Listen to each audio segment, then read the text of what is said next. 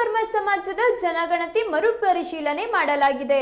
ಜನಗಣತಿ ವರದಿ ಬಿಡುಗಡೆಯಾಗಿದ್ದು ವಿಶ್ವಕರ್ಮ ಜನಗಣತಿ ವರದಿ ತಪ್ಪಾಗಿದೆ. ಸುಮಾರು 35 ರಿಂದ 40 ಲಕ್ಷ ಇರುವ ವಿಶ್ವಕರ್ಮ ಜನಸಂಖ್ಯೆಯನ್ನು ಕೇವಲ 10 ಲಕ್ಷದಲ್ಲಿ ತೋರಿಸಿದ್ದಾರೆ. ತಕ್ಷಣ ರಾಜ್ಯ ಸರ್ಕಾರ ಈ ಜನಗಣತಿಯನ್ನು ಮರುಪರಿಶೀಲನೆ ಮಾಡಲೇಬೇಕು. ಈ ಕುರಿತು ಇಂದು ಶಿವಮೊಗ್ಗದಲ್ಲಿ ನಡೆದ ಪತ್ರಿಕಾಗೋಷ್ಠಿಯಲ್ಲಿ ಅಧ್ಯಕ್ಷ ಆಗರದಳ್ಳಿ ನಿರಂಜನ್ ಮೂರ್ತಿ ಒತ್ತಾಯಿಸಿದ್ದಾರೆ.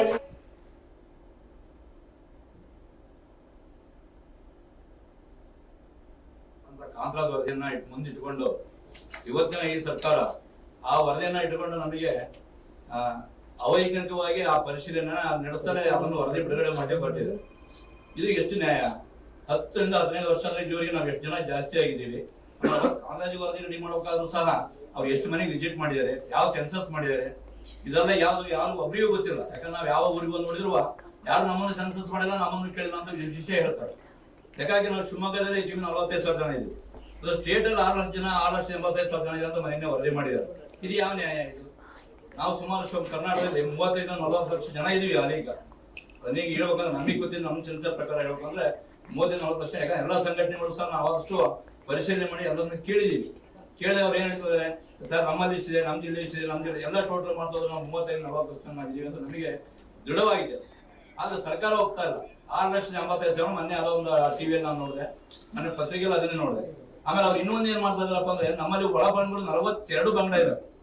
ಅವ್ರ ಪಂಗಡನು ಒಳದು ಆಳ್ತಾ ಇದಾರೆ. ಹೇಳ್ಬೇಕಂದ್ರೆ ನಿನ್ನೆ ಒಂದು ಯಾವ್ದೋ ಪೇಪರ್ ಅಲ್ಲಿ ನೋಡಿದೆ, ಕ್ರಿಶ್ಚಿಯನ್ ವಿಶ್ವಕರ್ಮ. ಅದು ಯಾವ್ದು ಹೆಸರನ್ನ ಕೇಳಿಲ್ಲ ನಾವು. ಇದೇ ಕ್ರಿಶ್ಚಿಯನ್ ವಿಶ್ವಕರ್ಮ ಅದು ಯಾರು ಬಂದ್ರು? ಮುಸ್ಲಿಂ ವಿಶ್ವಕರ್ಮ ಎಲ್ಲಿ ಬಂದ್ರು? ಜೈನ ವಿಶ್ವಕರ್ಮ ಎಲ್ಲಿ ಬಂದ್ರು?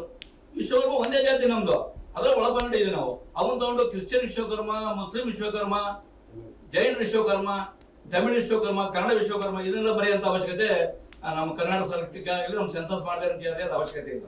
ಜಾತಿ ಒಂದೇ ಜಾತಿ, ಭಾಷೆ ಹಲವಾರು. ಆಂಧ್ರದಲ್ಲಿ ನಾವು ವಿಶ್ವಕರ್ಮರೇ, ತಮಿಳುನಾಡಿನಲ್ಲಿ ವಿಶ್ವಕರ್ಮರೇ, ಕರ್ನಾಟಕದಲ್ಲಿ ವಿಶ್ವಕರ್ಮರೇ.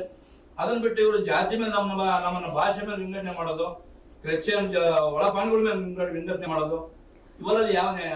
ಹಾಗಾಗಿ ನಮಗೆ ಇದು ಈಗ ಬಹಳಷ್ಟು ಅವೈಜ್ಞಾನಿಕವಾಗಿದೆ. ಇದನ್ನ ದಯಮಾಡಿ ಸರಿ ಮಾಡ್ಕೊಡ್ಬೇಕು. ಇದನ್ನು ನಮ್ಮ ಗುರುಗಳು ಸಹ ಬಹಳಷ್ಟು ಕಡೆ ಖಂಡಿಸಿದ್ದಾರೆ, ನೀವೆಲ್ಲ ನೋಡಿದ್ದೀರಾ. ಅದಕ್ಕಾಗಿ ನಮಗೇನಾಗಿದೆಪ್ಪ ಅಂತಂದ್ರೆ ಇದನ್ನ ಇನ್ನೂ ಒಂದ್ಸರಿ ಹೊಸದಾಗಿ, ಯಾಕಂದ್ರೆ ಬೇಕಾದ ಸಮಯ ಇದೆ ಅವ್ರಿಗೆ. ಈಗ 10 ದಿವಸ ತಗೊಂಡಿದ್ದಾರೆ. ಇದನ್ನ ಒಳಗೆ ಇಟ್ಕೊಂಡು ಹಾವು ಬಿಡ್ತೀವಿ ಅಂತ ಹೇಳ್ಕೊಂತಾನೆ ಬಂದ್ರು. ಈಗ ಇನ್ನು ಹಾವು ಬಿಟ್ಟೊಳಗೆ ಇದೆ, ಅದು ಆ ಹೊರ ಬರ್ಲಿಲ್ಲ. ಇವತ್ತು ಇನ್ನೂ ಬಿಟ್ಟಿಂದ ಹೊರ ಬಂದಿಲ್ಲ. ಅದು ಅಲ್ಲೇ ವಿಧಾನಸೌಧದಲ್ಲೇ ಅವ್ರು ಬಿಡ್ತೀವಿ ಅಂತಂದ್ರೆ, ಕೆಲವ್ರು ಬೇಡ ಅಂತಂದ್ರೆ ಹಾವು ಮುಚ್ಚಿಕೊಂಡು ತೆಗಿತದೆ ಅಂತಿದ್ರು. ಯಾಕಂದ್ರೆ ಆ ಹಾವಲ್ಲಿ ಏನಿದೆ ಅಂತ ಗೊತ್ತಾಗ್ತಾ ಇಲ್ಲ ನಮಗೆ. ಅವ್ರು ವರದಿ ಮಾಡಿರೋ ಪ್ರಕಾರ ಇವತ್ತು ನಾವು ಪ್ರತಿಭಟನೆ ಮಾಡ್ತೀವಿ. ಆ ಹಾವು ಹೊರ ಒಂದು ಗತಿ ಏನಾಗ್ತದೆ ಹಂಗಾರ? ಅದು ಯಾವ ಹಾವು? ಅದು ಹಿಡಿಯಲೇ ಯಾರಂಗಾರ? ಇದು ಸರ್ಕಾರದ ಅವೈಜ್ಞಾನಿಕ ವ್ಯವಸ್ಥೆ ಮಾಡ್ತಾ ಇದಾರೆ. ದಯಮಾಡಿ ಸರ್ಕಾರಕ್ಕೆ ನಾವು ಇನ್ನೊಂದ್ಸರಿ ಮನವಿ ಮಾಡ್ತೀವಿ. ಅವ್ರಿಗೆ ನಮಗೆ ಕಷ್ಟ ನಿಂಚ ಬೇಕಾದ್ರೆ ನಮ್ಮ ಸಮಾಜಕ್ಕೆ ವಹಿಸ್ಕೊಟ್ರೆ ನಾವು ಸಮಾಜ ದಾಖಲೆ ಸಮೇತ ನಾವು ಸೆನ್ಸಸ್ ಮಾಡಿ ಅವ್ರಿಗೆ ಕೊಡ್ತೀವಿ ವರದಿ. ನಾವೇ ದಾಖಲೆ ಸಮೇತ, ನಾವೇನು ಹಂಗೆ ಸುಮ್ಮನೆ ಬರೆಯಲ್ಲ.